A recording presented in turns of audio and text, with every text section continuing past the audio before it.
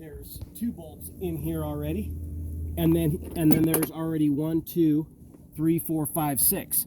So he's only going to need a total of actually he won't need any bolts for this one, for this hinge, because all of the bolts are still here. And the hinge is what we bought. He just needs to pull this. He needs to pull this off, and then the new one that we have will lay in there, and then this pin goes across. And then this whole contraption right here, all of this has to come off right here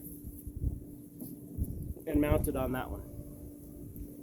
So there's quite a bit involved.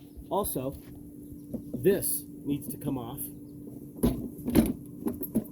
Looks like it's underneath the piece that's loose. That just pops off. It's just tabs, and that needs to come off and be put on the other one. And the mirrors need to be. The mirrors need to be pulled off, and that should be once he pulls. And this, the odometer right here. Underneath here is where all the nuts and bolts are that hold the mirrors on. So that's very easy to do. This right here, these 2 bolts right here, that holds that whole top component on. And then this cable should disconnect from the speedometer.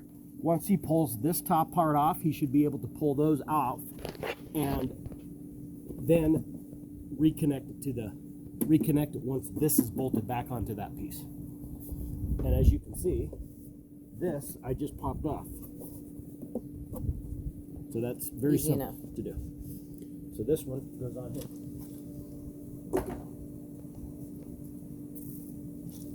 So it shouldn't take very long. It's just a matter of making sure that you have all the big thing is the bolts that hold this. Because these bolts broke off from underneath here, that is sitting on here. So this pin right here will come right off. That will lift off, screw onto the underneath side of that, and then latch back onto the handlebars.